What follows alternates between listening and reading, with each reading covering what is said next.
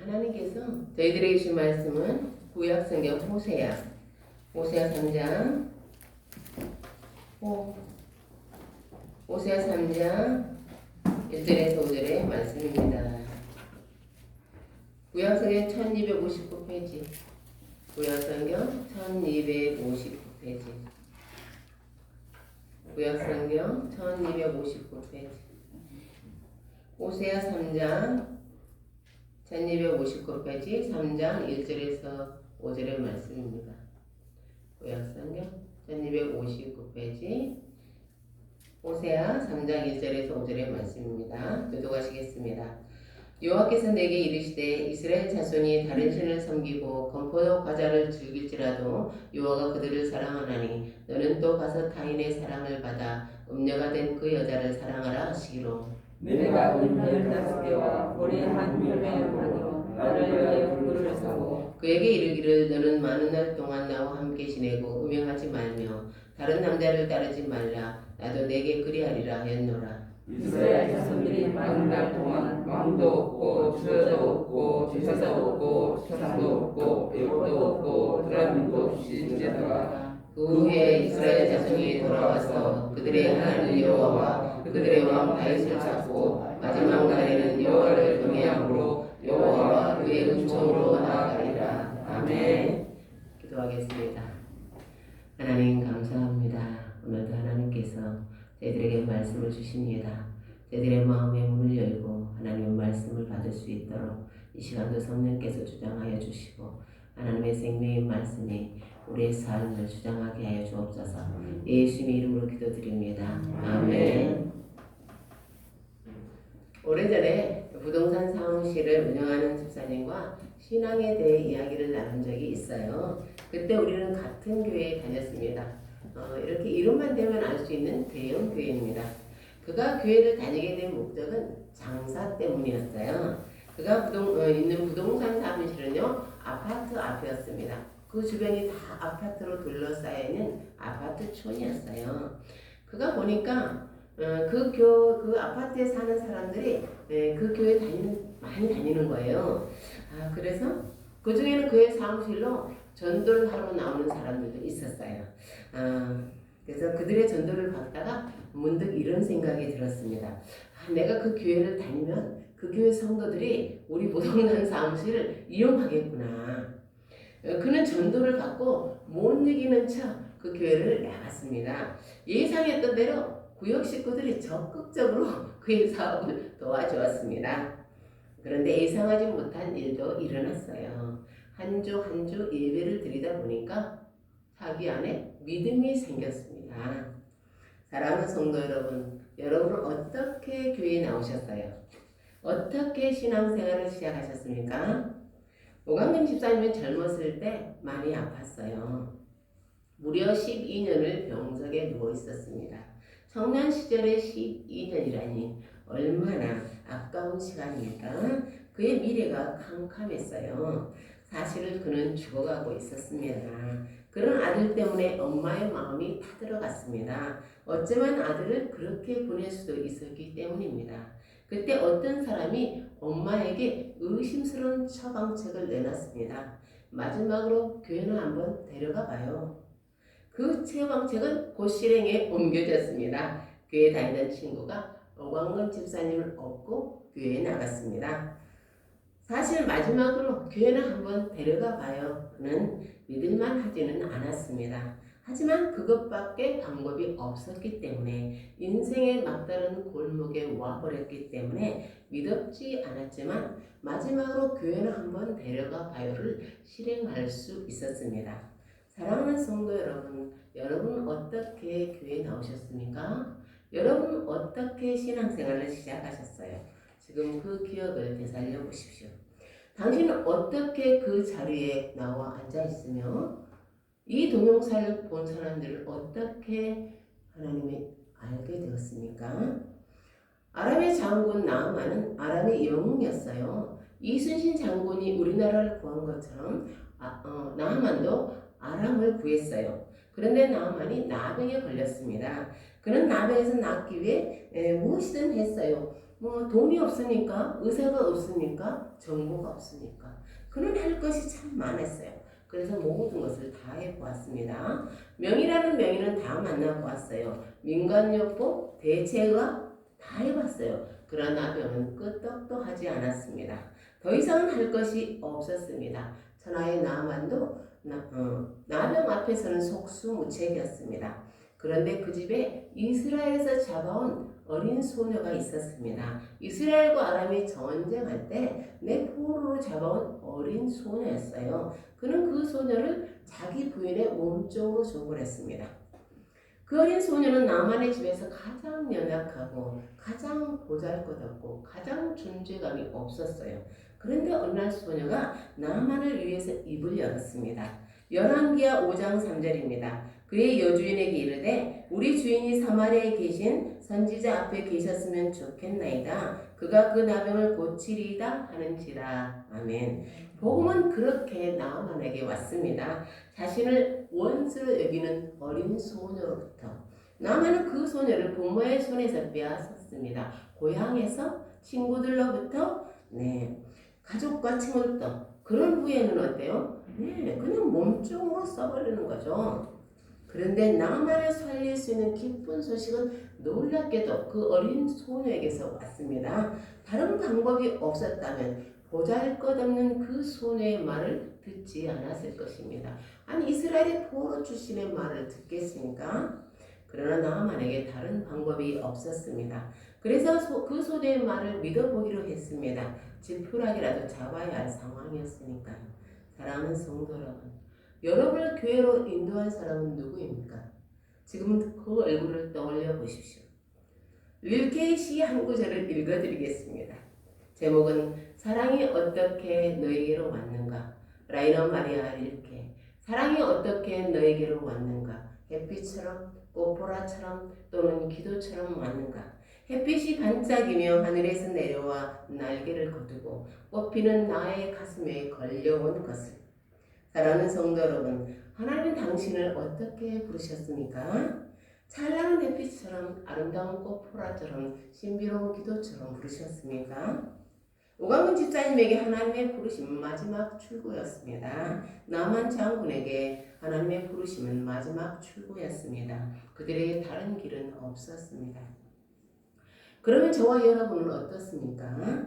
하나님은 여러분을 어떻게 부르셨어요? 당신은 그분의 부르심을 어떻게 응답하셨습니까? 제가 고등학교 다닐 때 주일 오전이면 찾아오는 친구가 있었습니다. 그는 밖에서 제 이름을 애타게 불렀습니다. 점수가. 저는 대답하지 않았습니다. 마치 집안에 없는 것처럼 굴었습니다. 저는 친구를 따라 교회 가고 싶지 않았습니다. 그렇다고 그 말을 하고 싶지도 않았어요. 그의 면전에서 거절하고 싶지 않았습니다. 그를 따라 한 번도 교회 가지 않았습니다. 저는 그 친구의 이름을 기억하지 못합니다. 그런데 이상하게도 친구의 얼굴은 기억이 납니다. 친구는 눈썹숱이 적은 편이었고 눈이 작았어요. 그리고 저를 유심히 쳐다보던 그 순수한 얼굴을 잊어버리지 못해요. 그렇습니다. 저는 다 기억할 수 없어요. 그동안 주님이 보내주신 사람들을 다 기억할 수 없어요. 그러나 한 가지 확실한 것은 압니다. 제가 기억하는 것보다 주님이 보내신 사람들의 숫자가 훨씬 많으라는 것을. 사랑하는 성도 여러분, 여러분은 어떻습니까? 여러분은 저보다 상황이 더 괜찮습니까? 하나님이 여러분을 어떻게 부르셨습니까? 구약시대 하나님이 기름을 부어 세운 종들이 있습니다. 왕과 제사장과 선지자들입니다. 다윗은 기름 부음을 받고 왕이 되었습니다. 아론은 기름 부음을 받고 대제사장 사역을 시작했습니다. 엘리사는 기름 부음을 받고 선지자로 세움을 받았습니다. 그들은 하나님의 귀 쓰시려고 기름 부어 세운 종들입니다. 하나님께 바쳐진 자들입니다. 그래서 일반 백성들보다 더 도덕적으로, 더 성적으로 순결해야 했습니다. 호세는 하나님이 구별하여 세우신 선지자입니다. 선지자는 순결한 처녀와 결혼해야 합니다. 호세아 1장 2절입니다. 너는 가서 음란한 여자를 맞이하여 음란한 자식들을 낳으라. 이 나라가 여호와를 떠나 크게 음란함이니라. 하나님께 선지자 호세에게 명령했습니다. 너는 음란한 여자와 결혼하라. 호세아는 자기 귀를 의심했습니다. 어떻게 선지자에게 이런 말씀을 하실 수 있을까? 이런 명령을 하실 수 있을까? 사랑하는 성도 여러분, 하나님은 왜 선지자 호세아에게 이런 명령을 하셨을까요? 호세아 1장 2절입니다. 이 나라가 여호와를 떠나 크게 음란함이니라. 그러면 이스라엘이 음란하다는 뜻은 무엇입니까? 이스라엘은 하나님과 언약을 맺었어요. 한 남자와 한 여자가 결혼함으로 언약을 맺는 것처럼. 그러면 그 언약의 내용은 무엇입니까? 그것은 여호와는 이스라엘 하나님이 되시고 이스라엘은 여호와를 하나님으로 섬기는 거예요. 오직 하나님만 섬기는 거예요. 언약에 따르면 하나님은 그들을 지켜주셔야 합니다. 언약에 따르면 이스라엘은 오직 하나님만 섬겨야 합니다. 이것이 언약의 효력이에요. 결혼하면 그 남자와 그 여자만을 섬기고 서로 사랑해야 하는 것처럼. 이스라엘 입장에서 보면 엄청난 특권이에요. 여호와가 누굽니까? 이 세상을 창조하시는 하나님이 아닙니까? 여호와는 이 우주를 주관하시는 분이에요. 그런데 이스라엘이 그분의 백성이 되었어요. 이거보다 더 큰 특권이 있습니까? 그들은 이렇게 주장할 수 있어요. 여호와는 우리 하나님이야. 이 세상을 창조하신 창조주가 우리 하나님이야. 그런데 이 언약에 문제가 생겼습니다. 이스라엘이 언약을 지키지 않은 거예요. 그들은 우상들을 섬기기 시작했습니다. 이것은 언약의 조건에서 벗어난 것입니다. 그러면 그들은 어떤 우상을 섬겼을까요? 그들이 섬긴 대표적인 우상이 바알과 아세라입니다. 바알은 비를 주는 신으로 알려져 있습니다. 농사를 짓기 위해서는 비가 필요해요. 그런데요, 팔레스틴 지방은 비가 강수량이 아주 적습니다. 반드시 비가 필요해야 돼요. 그들은 비를 얻기 위해서 바알을 섬기기 시작했어요. 숭배했어요. 아세라는 자녀를 주는 생산의 신이에요. 자녀를 얻기 위해 원하는 사람들은 아세라를 찾아갔습니다. 인간의 가장 기본적인 욕구는요, 경제적으로 잘 사는 것과 자손이 번창하는 거예요. 여러분, 한번 여러분도 돌아보세요. 여러분이 진정 원하는 건 경제적으로 잘 사는 것이고 자손이 번창하는 것 아닙니까? 그들은 바로 그것을 원했어요. 그들은 풍요의 신 바알과 생산의 신 아세라를 섬기기 시작했습니다. 그렇다고 이스라엘이 여호와를 완전히 떠난 것은 아니에요. 그들은 하나님도 섬기고 우상들도 섬겼습니다. 사랑하는 성도 여러분, 우리는 그들과 다릅니까? 우리는 바알과 아세라를 섬기지 않습니까? 우리는 다른 종교 따위는 돌아보지도 않습니까? 그러면 우상이라는 게 뭐예요? 우상, 하나님보다 더 사랑하는 거예요. 우상, 하나님보다 더 의지하는 거예요. 우상, 하나님보다 더 믿을 만한 것입니다. 그래서 우리는 진지하게 생각해야 합니다. 내가 무엇을 진정으로 사랑하는지, 내가 무엇을 진정으로 믿고 있는지. 만약에 하나님만을 섬기기 원한다면 이스라엘 백성들은 생각했습니다. 하나님을 섬겨야 하지만 잘 살기 위해서는 우상도 필요하다고. 하나님이 왜 선지자 호세에게 음란한 여자와 결혼하라고 하셨을까요? 그것은 하나님과 우상 사이에 양다리를 걸치고 있는 타락한 이스라엘을 고발하기 위해서예요. 호세는 하나님의 명령을 받고 디블라미아 딸 고멜과 결혼했습니다. 고멜은 이름난 창기였을 것입니다. 호세아는 고멜과 결혼해서 3명의 자녀를 낳았습니다. 그런데 어느 날 고멜이 호세아를 버리고 다른 남자를 따라가 버렸습니다. 그러면 고멜은 어떤 여자입니까? 그녀는 과거의 창녀예요. 그리고 거룩한 선지자 호세아의 사랑을 받은 여자예요. 그러나 그는 남편 호세아의 사랑을 짓밟고 다시 일생활로 돌아가 버린 여자예요. 한마디로 고멜은 답이 없는 사람입니다. 그러면 고멜은 이제 어떻게 되는 것입니까? 우리 함께 오늘 본문 1절을 읽겠습니다. 시작. 여호와께서 내게 이르시되 이스라엘 자손이 다른 신을 섬기고 농포도 과자를 즐길지라도 여호와가 그들을 사랑하나니 너는 또 가서 타인의 사랑을 받아 음녀가 된 그 여자를 사랑하라 하시기로. 아멘. 하나님께서 호세아에게 명령하셨어요. 너는 또 가서 타인의 사랑을 받아 음녀가 된 그 여자를 사랑하라. 하나님의 보호자에게 명령했어요. 너는 또 가서 하나님은 보호자에게 다시 시작하라고 하십니다. 다시 고멜을 사랑하라고 하십니다. 하나님이 왜 그렇게 명령하시는 것이에요? 1절입니다. 여호와께서 내게 이르시되 이스라엘 자손이 다른 신을 섬기고 건포도 과자를 즐길지라도 여호와가 그들을 사랑하나니. 이스라엘 백성들은 건포도 과자를 좋아했어요. 건포도 과자는 우상에게 바쳤던 대표적인 제사 음식이에요. 이스라엘 백성들은 우상 숭배에 빠졌습니다. 그런데 그들을 향한 하나님의 고백을 들어보십시오. 내가 그들을 사랑하나니.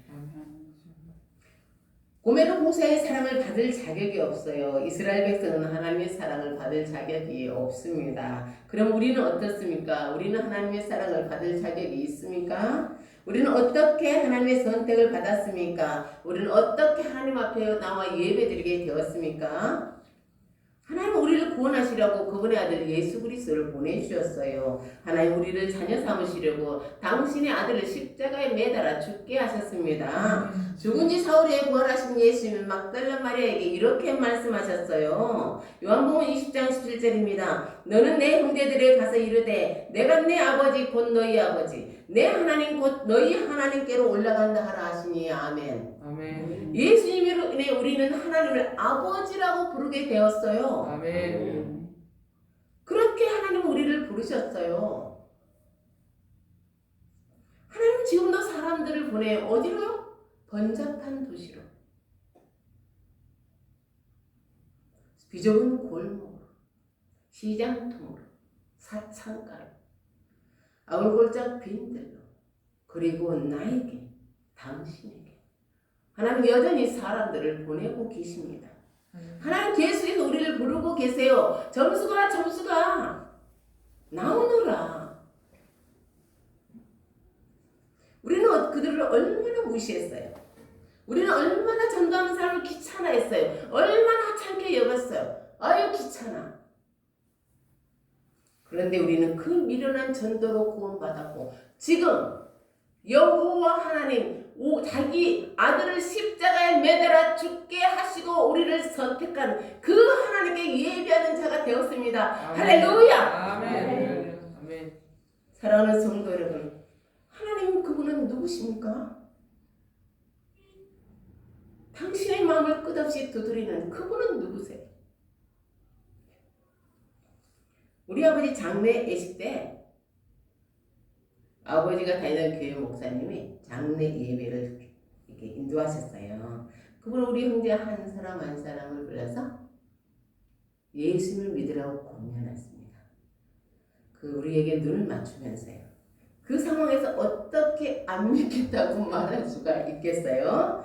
근데 유일하게 그분의 권면을 웃어넘긴 사람이 있습니다. 그가 훗날 볼 일이 있어서 우리 교회에 들렸다가 우리를 오게 되었어요. 우리를 만나러 오기 위해서는 주일날 교회에 와야 했습니다. 그는 우리 교회에 왔다가 성도 수가 너무 작아서 교회를 다니기로 했어요. 그분이 오인순 집사님입니다. 그러면 하나님은 오인순 집사님을 그때 처음 부르셨을까요? 아닙니다. 아버지 장례 예식 때 목사님을 통해서 믿음의 형제 자매를 통해서 오인수 집사님이 여러 번 복음을 들었습니다. 예수님을 믿으라는 권면을 받았습니다. 그의 가족들은, 그의 친구들은, 그의 직장 동료들은 그를 그리스도께로 인도하지 않았을까요? 사랑하는 성도 여러분, 당신은 몇 번의 부르심 가운데 나왔습니까? 당신은 결코 기억하지 못할 거예요. 정답을 말할 수 없어요. 왜냐하면 답을 모르기 때문입니다. 개척 초기에 오현옥 강도사님이 함께 했어요. 그런데 경상남도 산청에 집을 지어서 이사를 갔습니다. 그가 명절에 시댁에 올라왔다가 우리 교회 주일 예배에 참석했어요. 그가 이민환 집사님을 보고 깜짝 놀랐어요. 제게 물었습니다. 우리가 기도했던 바로 그 이민환 집사님입니까? 지난 언니로부터 이민환 집사님의 소식을 듣고 우리는 1년 동안 그를 위해 기도했습니다. 그리고 1년 후에 이 건물 5층으로 이사를 왔습니다. 그렇습니다. 하나님은 당신을 부르십니다. 당신을 위해 기도하게 하시고 당신의 계속 사람을 보내십니다. 우리 함께 2절에 3절을 읽겠습니다. 2절에 3절입니다. 시작. 내가 은 15개와 보리 1멸 반으로 나를 위하여 그를 사고 그에게 이르기를 너는 많은 날 동안 나와 함께 지내고 음행하지 말며 다른 남자를 따르지 말라. 나도 내게 그리하리라 하였노라. 아멘. 다른 남자를 따라온 고멜은 어떻게 되었어요? 그 남자에게 버림을 받았습니다. 그는 비참하게 살고 있었어요. 호세아는 고멜을 수소문해서 찾아갔습니다. 그는 주인에게 고멜의 몸값을 지불했어요. 예수님 십자가에서 죽으실 때 다 이루었다고 하셨습니다. 다 이루었다는 원어는 테텔로스타이예요. 테텔로스타이는 완불했다입니다. 다 갚았다라는 뜻입니다. 호세아가 은 15개와 보리 1호멜 반으로 고멜의 몸값을 지불하고 그를 데려온 것처럼 예수는 죽음으로 우리의 죄값을 지불하셨습니다. 예수는 우리의 죄값을 완불하셨습니다. 사랑하는 성도 여러분, 하나님은 당신을 어떻게 부르셨습니까? 모태신앙입니까? 감사하십시오. 순탄하게 교회 나오셨습니까? 감사하십시오. 고난 가운데 주님 나오셨습니까? 감사하십시오. 어떤 모습으로 나왔는지는 중요하지 않습니다. 중요한 것은 그분의 부르심에 응답했다는 것입니다. 드디어 당신은 하나님의 계획 안으로 들어왔습니다. 중요한 건 바로 그것입니다. 우리는 거기서 멈추지 않아요. 우리는 들어온 것으로 멈추지 않습니다. 우리는 주님 안으로 더 깊이 들어와야 합니다. 그러면 우리는 깨닫게 됩니다. 우리 아버지의 관심이 어디에 있지? 우리 주님의 관심이 어디에 있지? 그분은 도대체 온통 어디에 관심이 있는 것이지? 사랑을 받는 사람이, 사랑을 받았던 사람이 사랑을 하듯이, 섬김을 받았던 사람이 섬기게 되듯이, 부름을 받은 사람은 사명에 눈뜨게 됩니다.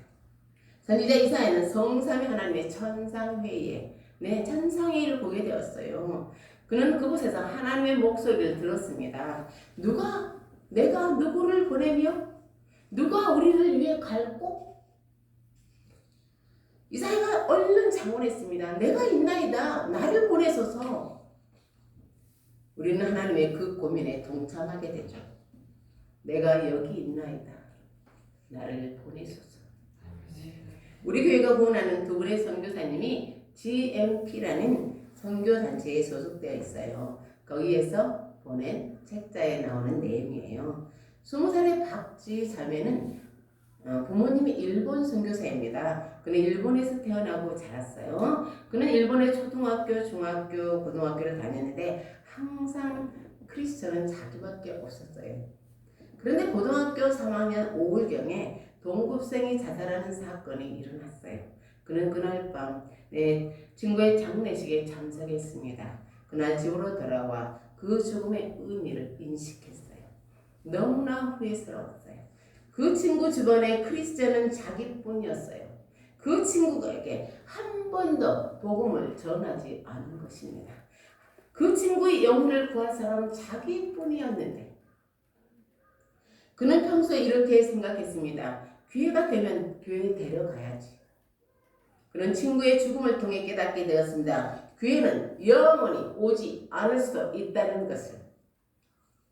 그는 결심했습니다. 그 친구의 일도 이후에도 평생 잊지 않겠다고. 그는 곧바로 친구들을 전도하기 시작했습니다. 사랑하는 성도 여러분, 우리 각자는 지금 어느 자리에 있습니까? 다시 옛생활로 돌아간 고멜의 자리입니까? 하나님과 우상을 저울질하는 이스라엘 백성의 자리입니까? 아니면 하나님의 애타는 마음에 동참하는 이사야의 자리입니까? 당신의 주소는 지금 어디예요? 당신의 영적인 주소는 지금 어디예요? 당신은 지금 어디에 있어요? 그분의 부르심에 응답하십시오. 그분의 구원의 부르심, 순종의 부르심, 헌신의 부르심. 이사야 52장 7절입니다. 좋은 소식을 전하며 평화를 공포하며 복된 좋은 소식을 가져오며 구원을 공포하며 시온을 향하여 이르기를 내 하나님이 통치하신다 하는 자의 산을 넘는 발이 어찌 그리 아름다운가. 아멘. 하나님 이 말씀이 저와 여러분이 걸어가는 길이 될 수 있기를 예수의 이름으로 축복합니다. 아멘. 기도하겠습니다. 하나님 감사합니다. 하나님 얼마나 우리를 위해 나를 위해 계속해서 문을 두드리고 또 두드려 왔다는 것을 깨닫게 됩니다. 우리도 누군가의 가슴을 두드리고 그들의 경멸 어린 눈을 그 얼굴을 표정을 보고 그들이 귀찮아하고 하찮아하고 우습게 하는 것을 경험하고서 우리가 하나님의 그 사랑에 눈을 뜨게 될 줄로 믿습니다. 아멘. 먼저는 하나님의 그 간절한 구원의 부르심에 응답하게 하시고 그리고 이사야처럼 하나님의 나라에 동참함으로 우리 구주 예수 그리스도의 십자가의 의미를 깨달아갈 수 있도록 저희들을 그 깊은 하나님 나라의 길로 인도해 주옵소서. 아멘. 예수님의 이름으로 기도드립니다. 아멘. 찬송가 540